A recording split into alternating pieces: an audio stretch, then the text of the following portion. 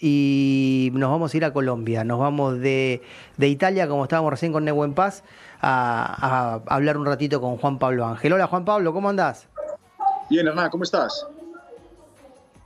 Muy bien, tanto tiempo, tanto tiempo. La verdad que un placer hablar con vos. Hernán, ahora Feller va a sumarse a la charla también, pero la verdad que en cuanto me dijo que estaba la posibilidad de hablar con vos, estaba bueno hablar un ratito de fútbol, por más que obviamente vamos a hablar de lo que pasa en Colombia, como pasa aquí también en Argentina, como pasa en todo el mundo. Primero digo, el otro día veíamos un video con tu hijo incluso, con control de pelota y demás, que era muy interesante para charlarlo cómo se las arreglan para jugar un ratito al fútbol, ¿no? Pero ¿dónde te agarró? ¿En dónde estás exactamente? ¿Y con quién estás en esta cuarentena que ustedes ahí en Colombia también están haciendo? Bueno, Hernán, lo primero que, nada, como todos, cuidándonos, tratando de hacer ese aislamiento preventivo que recomiendan los expertos, con ansiedad, por supuesto, me agarró en Colombia, en casa. Mi hijo mayor vive en Nueva York y justo pudimos sacarlo de allá previo a que empezara todo lo que está pasando en Estados Unidos, que es uno de los lugares donde más contagios hay, más problemas se están teniendo hoy con esta pandemia. Y nada, Ujú. estamos mi esposa, mis tres hijos y yo en casa tranquilos, disfrutando como se puede, como te digo, con días buenos, días malos, pero intentando manejar obviamente el encierro con, nada, con diferentes actividades. Para mí funciona tratar de tener una rutina en el día a día, y ahí la voy manejando. Ujú. Y Juan Pablo, ¿cómo está Colombia en general? Para que sepan los argentinos que siempre tenemos tanto contacto, ¿no? Con los colombianos. Pues mira, los reportes indican, bueno, no tengo las últimas estadísticas, pero un poco más de, creo que son 2.000 contagiados, las muertes ya van en los cientos, pero tampoco creo que sean tantas. Y luego, en términos generales, creería que estamos bien. No sé comparativamente con la región, me refiero a Sudamérica, cómo estamos, pero Ujú. lo que veo es que, nada, en general estamos bien dentro de lo posible, obviamente expectantes, porque según la información no sabemos si el número de test que se han realizado o de estudios que se han realizado son los adecuados y si los resultados están al día o no están al día. Yo creo que ese es finalmente la realidad de cada uno de los países, dependerá mucho del número de test que se realicen y con qué rapidez dan esos estudios, o de estudios que se realicen y con qué rapidez dan los resultados. Claro. Y en general se ha concientizado la gente con esto de la cuarentena, de guardarse, de entender que es por ahora la única, entre comillas, vacuna. ¿Es esta? ¿Es no tener contacto con la gente en general?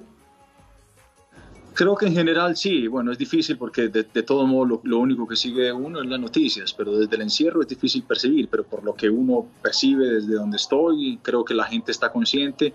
Si hay algo que en mi concepto ha producido toda esta situación, ha sido un montón de miedo y temor. No sé si bien o mal ganado, pero sí la gente está asustada, la gente obviamente lee en las noticias por esta capacidad también de la forma en cómo se comunica el mundo en la actualidad, de cómo ruedan las noticias, de que la gente está asustada y expectante por lo que pueda pasar de aquí en adelante. Ujú.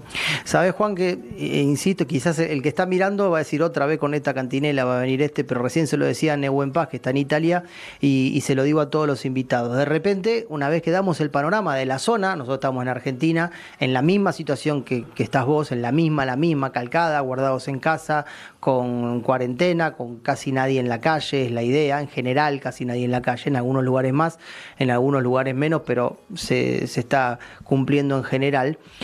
Pero en un momento hablamos de otra cosa, hablamos de fútbol, este es un programa de fútbol y estamos de las 12 del mediodía hasta las 21 hablando de deporte en general y de fútbol, y alguno puede decir, estos locos están hablando de fútbol y está pasando esto. Tampoco podemos estar todo el día hablando, y para eso hay canales de noticias y especializados, y nosotros queremos despejarnos un poco, por eso la idea de charlar un poco con vos de tu carrera, de lo que estabas haciendo, un poco de actualidad, de lo que pasa en Colombia obviamente, pero mucho de repasar tu carrera que fue tan rica y que además aquí en Argentina, independientemente que te ha ido tan bien en Colombia, en Inglaterra, etcétera, la verdad, en Estados Unidos, digo, pero la verdad que para nosotros en Argentina sos un símbolo de River, y queríamos hablar de todo y también un poquito de River, si te parece.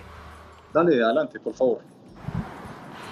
Bien, la verdad que hoy estábamos hablando con Nico Di Stasio también, que hace un ratito hablábamos con él y Nehuen Paz, y tu paso por River, primero que fue algo que es muy fuerte, vos fuiste, hoy es muy normal que haya colombianos, pero vos fuiste el primer colombiano que llegó a River.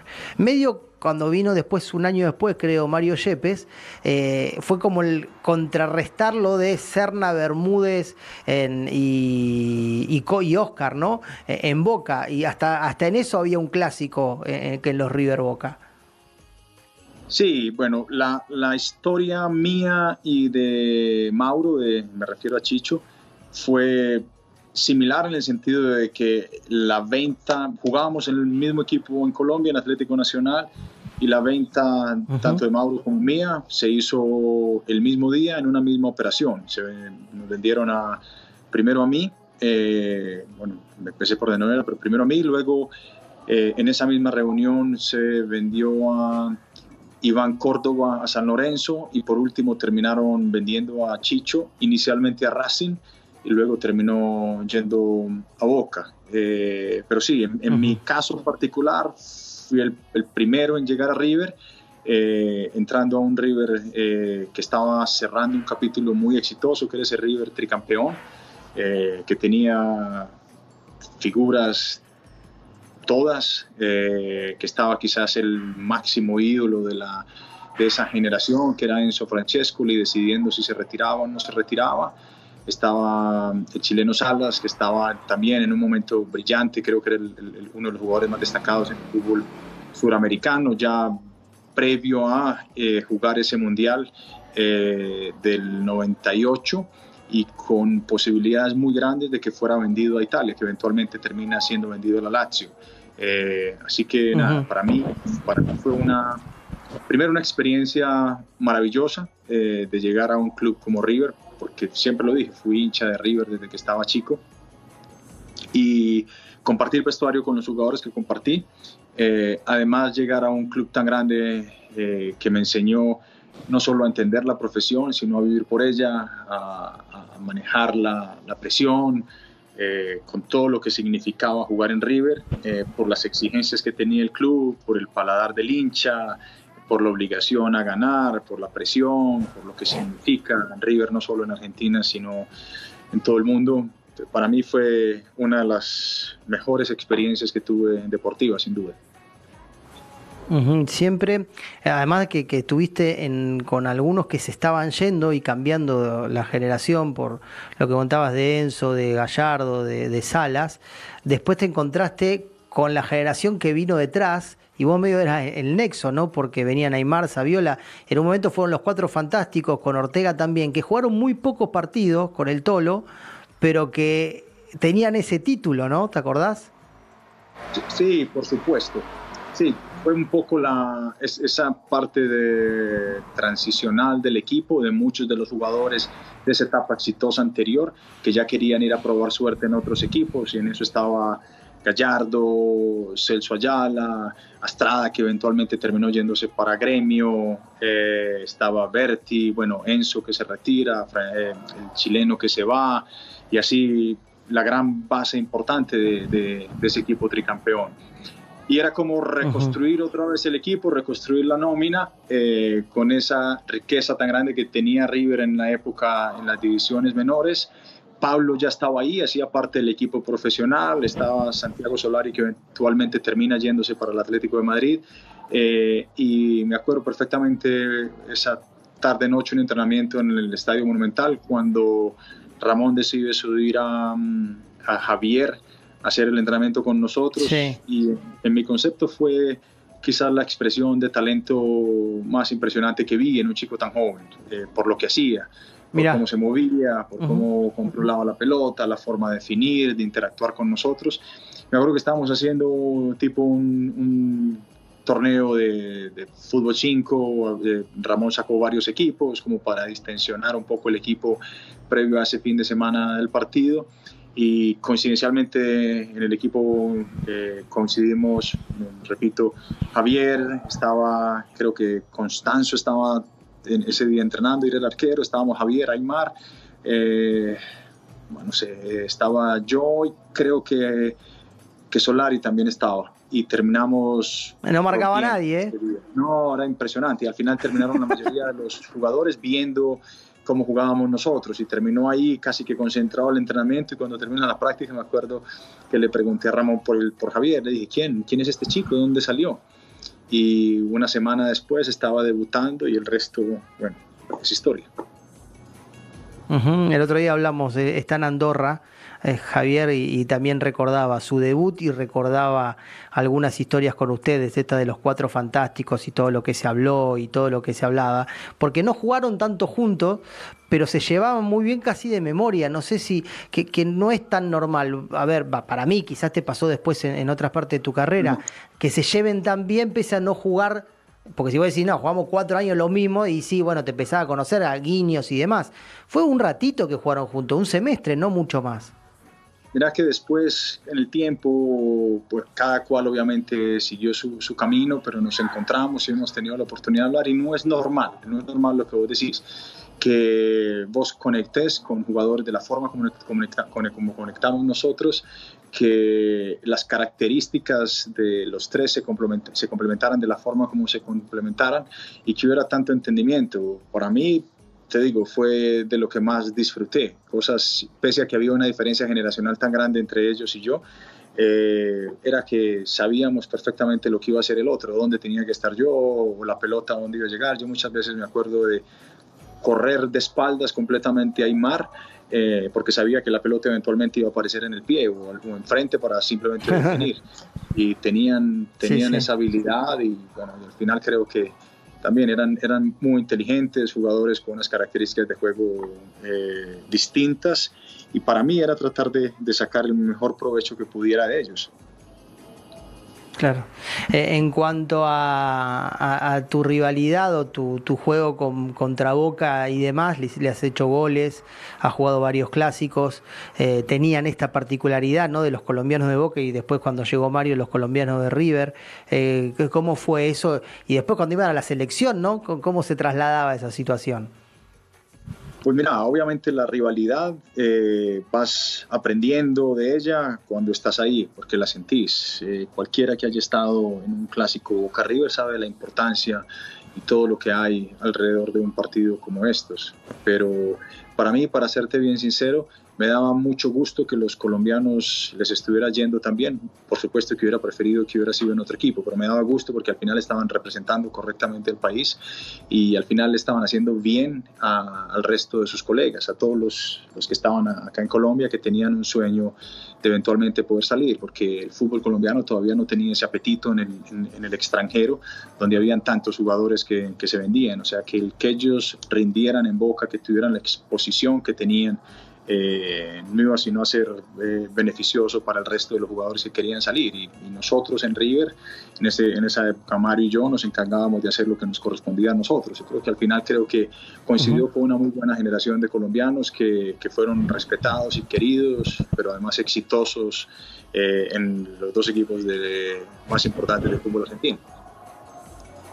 Y volviendo a River, y ya lo invito a Hernán a charlar un rato también, Hernán Feller, digo, recuerdo ese equipo de Ramón Díaz y también después el Tolo, creo que estaba, que iban mucho para adelante, y después recuerdo, por ejemplo, al Turco Hussain, ¿no?, que decía, estos ponen delantero y nosotros atrás tenemos que correr como locos. Esa situación, ¿no?, del equipo, de ir tan al frente y tener futbolistas que fueran tanto de tener la pelota, hacía que algunos tuvieran que correr de más. Sí, pero también creo que era un poco lo que se había construido en esa etapa tan exitosa. Primero la de Ramón y luego con el Tolo, en lo que estuvo el Tolo. La característica de juego era así, la gente apreciaba el buen pie, que era un equipo que hacía goles donde iba, que era un equipo que era nada, que daba espectáculo, que básicamente representaba lo que al hincha de River le gustaba. Y como anécdota, sí, bueno, el turco, Leo, me refiero a Estrada en su momento, decía, mira, ustedes tres vayan cuando estábamos los tres o en su momento después cuando llegó Ortega, nos decía ustedes tres o ustedes cuatro corran, hagan lo que quieran hacer, ustedes quédense allá, ganen los partidos que nosotros nos encargamos de rompernos el pecho por ustedes acá y tratar de proteger. Así básicamente era como estaba conceptuado en ese momento. Si bien nosotros entendíamos y apreciábamos muchísimo todo el trabajo sucio que se hacía detrás, porque la verdad que eran todos unos fenómenos, nos daban la libertad también de expresar el juego como nosotros lo sentíamos, de forma vertical, rápida y por momentos irresponsable, porque era nada, buscar el arco contrario continuamente. La cantidad de futbolistas que había antes, ¿no? Hoy lo íbamos hablando y lo vamos hablando cada vez más atrás, íbamos hablando, después comparar qué fútbol era mejor y demás, y del entrenamiento, cómo era y cuánto hubiera jugado vos más con los entrenamientos de hoy, que son bien distintos y a lo que eran en tu época, pero la cantidad en cantidad de futbolistas, había cantidad y calidad un montón, no digo que ahora no lo haya, pero hoy el físico me parece que ha reemplazado un poco a la calidad o ha equiparado lo físico con la calidad. Ahora, en cuanto a número de futbolistas, de la mitad para adelante, casi todos los equipos tenían 5, 6, 7 que podían ser titulares tranquilamente, pero de todos los equipos, digo, te pasará en Colombia y pasaba acá también, ¿no? Sí, mira, esa es una de esas que al final lo hace sentir a uno cada vez más viejo, que era mejor, lo de antes o lo de ahora. Entonces, yo creo que todos los tiempos son distintos. A nosotros nos tocó esa época y nosotros tratamos de sacar el mejor provecho de ella. Había jugadores con muchísima calidad, pero hay cosas para mí que son mucho mejores hoy, por supuesto, es indudable.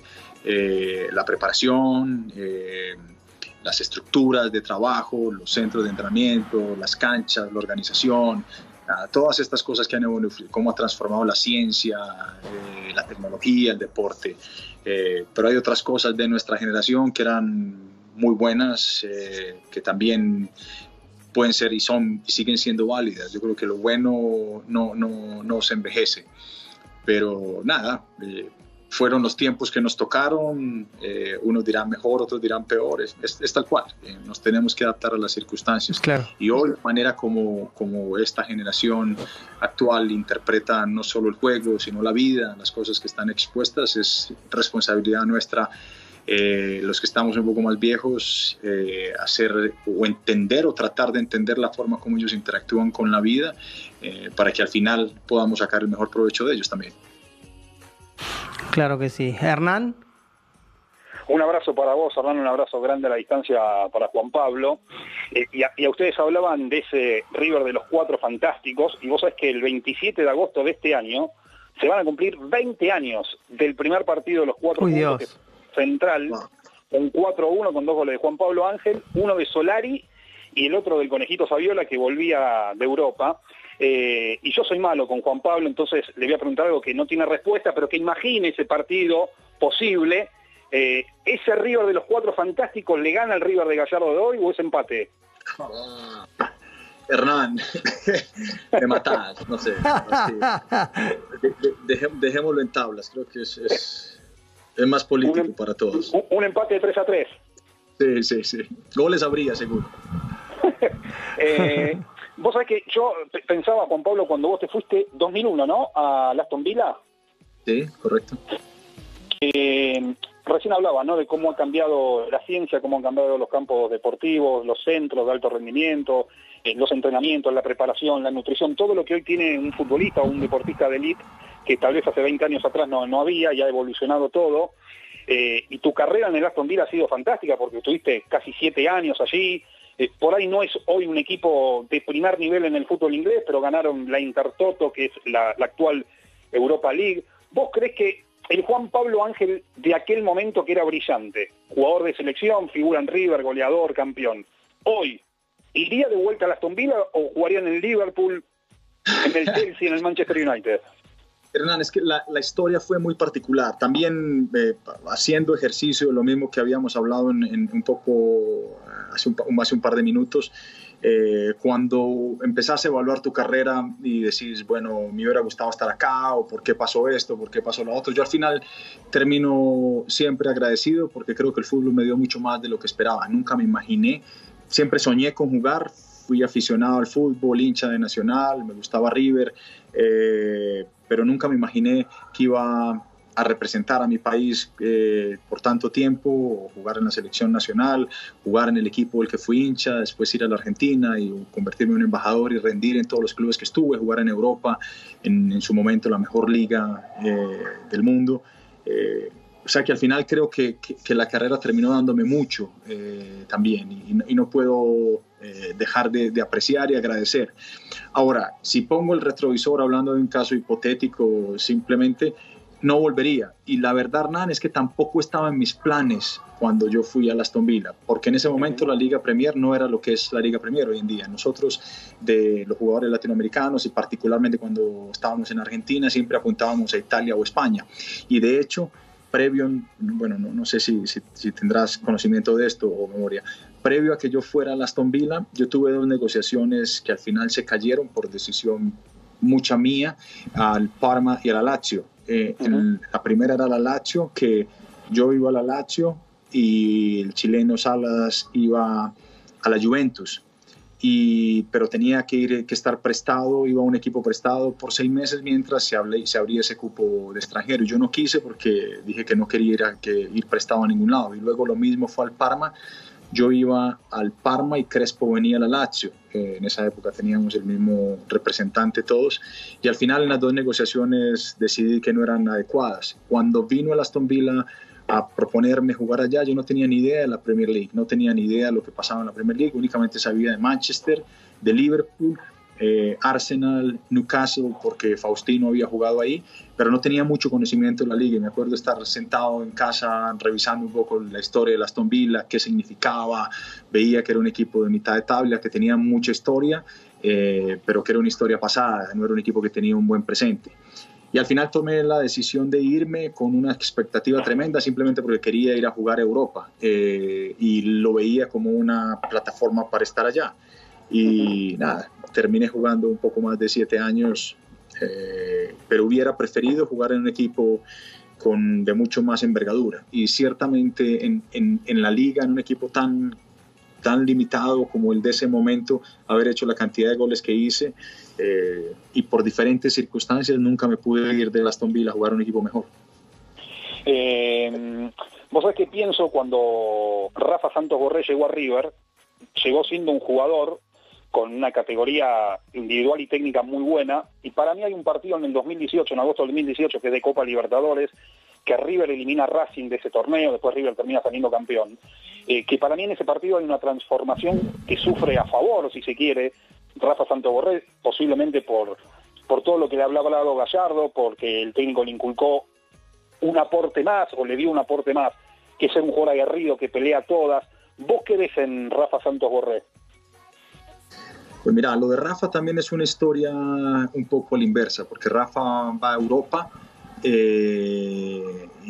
y al final termina regresando a Sudamérica. No creo que tampoco estaba dentro de sus expectativas, ir a Europa y regresar. No sé cuáles fueron las circunstancias, pero no fue la mejor experiencia. Y regresa al fútbol argentino y yo ya había visitado a Marcelo en el centro de entrenamiento, veía lo que estaba haciendo River porque me impactaba todo lo que estaba pasando, la forma como se había transformado el club con esta nueva dirigencia, con Marcelo, y estaba absolutamente seguro que la infraestructura y la forma como trabajaba River, el River de hoy, este River de Gallardo, de Donofrio, de Francesco y toda esta gente que ha hecho parte importante de este equipo tan exitoso, iban a ofrecerle una posibilidad muy grande a Rafa de poder no solo retomar su carrera, sino potenciarla y volverse relevante en el fútbol internacional. Y bueno, ahí está la prueba. Él es un chico que es supremamente generoso, porque, bueno, no tengo que hablar de sus características, ustedes lo tienen ahí cada fin de semana, pero es un chico que tiene muy buen pie, sabe jugar muy bien como primera o segunda punta, finaliza, tiene gol, vuelvo y te repito, es generoso, ayuda en defensa terriblemente, y creo que esta estructura de trabajo, de juego que tiene Marcelo le ha beneficiado muchísimo. Y también creo que a Juan Fernando Quintero desafortunadamente tuvo esta lesión, pero lo mismo, si esta lesión no hubiera aparecido en el momento que apareció, yo creo que Juanfer estaría en Europa de nuevo. Te iba a preguntar por Juanfer, me anticipaste como buen delantero en el área, entonces voy y paso por Gallardo. ¿Qué ves en Gallardo? ¿Qué te gusta de Gallardo? ¿Cuál crees que es el secreto? Si tuviese uno, ¿por qué River permanentemente se reinventa a pesar de las modificaciones de sus futbolistas, de los que se van, de los que se vienen, cambia estructuras de juego? ¿Qué encontrás en Gallardo como atributo más importante o varios de sus atributos? No, mira, Hernán, no estoy en el día a día con Marcelo, o sea que tampoco puedo opinar de cómo funciona. Ciertamente veo, o lo que vi una gran organización, un equipo de trabajo supremamente competente, donde a los jugadores les ofrecen las mejores herramientas para que lleguen efectivamente al partido de la mejor manera, donde cada detalle se controla. Pero creo que al final yo creo que es un conjunto de cosas. Yo creo que Marcelo como cabeza y figura representativa o imagen representativa de este River exitoso, hay un montón de personas también que hacen que esto sea posible. Yo creo que la dirigencia no se le puede quitar ni un segundo o ni un poco de crédito de todo esto. Me refiero al presidente, a la comisión técnica, dirección deportiva, etcétera, etcétera, a todos los ayudantes que están ahí, porque al final cuando las cosas no estaban bien en esos procesos o en esos periodos transicionales, cuando terminaba un equipo exitoso y empezaba el otro, creo que también la dirigencia fue lo suficientemente valiente y capaz para decir no, nosotros somos capaces de volver a reinventar este equipo, de tener un semestre que no va a ser bueno para volver a empezar a ganar de nuevo. Y eso requiere de dirigentes capaces, requiere de un entrenador que es capaz también de aguantar. Marcelo tiene o tenía desde antes obviamente el ADN de River, entendía perfectamente qué era lo que se buscaba y llegó afortunadamente a coincidir en un espacio de tiempo importante donde la dirigencia le ofreció todas las herramientas necesarias para que él pudiera expresar todo ese talento y crecer profesionalmente como ha crecido hasta ahora y volverse un entrenador de élite. La última de mi parte, Juan Pablo, sacando lo agradecido que sos por todo lo que te pasó en tu carrera y que lo sabemos y que lo reiteraste recién en la charla que teníamos, ¿cambiarías algo por haber jugado un ratito esos 120 minutos en Madrid? Yo creo que sí, Hernán. No sé si en Madrid, pero por jugar ese partido. Yo no me pareció lo correcto que haya sido en Madrid, más allá de que lo que significa el resultado, históricamente el valor que tiene ese juego. Hubiera preferido que el partido fuera en Sudamérica, pero que me hubiera hecho entusiasmo y me hubiera dado mucho placer jugar un partido como esos, absolutamente. ¿Quién no? Cualquiera que vistió la camiseta de River y entendió lo que significaba un partido Boca River, ese momento es un momento crucial de la historia que cualquiera hubiera querido hacer parte de él.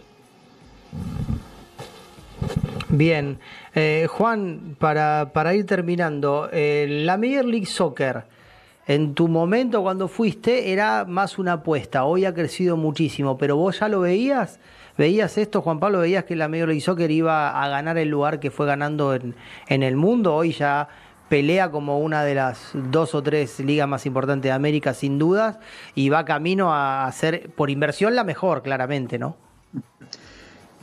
Lo veía y soy convencido que es una liga que va a seguir creciendo. Yo soy primero muy agradecido de la forma como me trató en general la liga. Desde que yo llegué en esa figura de jugador designado, que fuimos los primeros 3 jugadores designados que llegaron a la liga. En ese momento fuimos Beckham, Cuauhtémoc Blanco, el mexicano y yo. Y la verdad que la transformación desde el 2006 2007 que llegué yo hasta el día de hoy es tremenda.